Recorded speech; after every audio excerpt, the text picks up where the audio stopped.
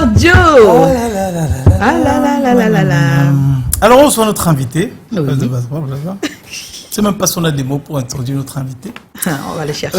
Oui, donc on reçoit Monsieur Blaise Etoa. C'est écrit expert en communication, marketing, médiation, beaucoup de choses. Hein.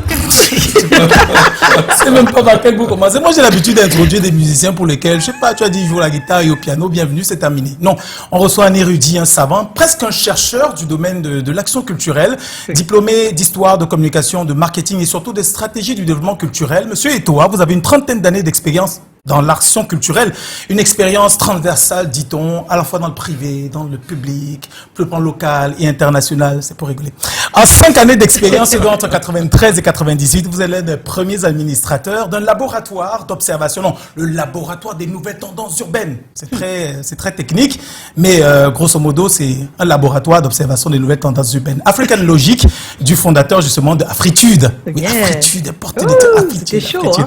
Ah, que c'était beau. Donc, 5 de belles années là-bas qui vous ont peut-être rendu beaucoup plus épais sur le plan intellectuel et armé pour créer une association comme Edi Art qui intervient dans plusieurs registres de la création et surtout de la médiation culturelle. Vous avez de l'étoffe dans l'édition puisqu'entre à partir de 95 jusqu'à la fin des années 90, vous allez être, on va dire, la cheville ouvrière de la publication des œuvres de Charles Ateba Eyene. Vous allez travailler avec le ministère des Arts et de la Culture. Vous allez intervenir également au niveau de la Art and History and Art Foundation pour parler sur le plan local brièvement et à l'international, travailler avec Artmouth Africa et surtout, on vous connaît comme étant le premier commissaire associé de la première saison culturelle du Cameroun en France et notamment l'exposition au Quai Branly qui a quand même réduit un peu plus de 230 000 visiteurs, immense. Alors, aujourd'hui, si vous êtes régulièrement sur les médias, c'est pour porter un projet qui est, on va dire, somme toute, une sorte d'agrégation de votre parcours et de vos combats, un groupement d'acteurs culturels et des industries créatives du Cameroun, puisque qu'importe le domaine d'activité des arts,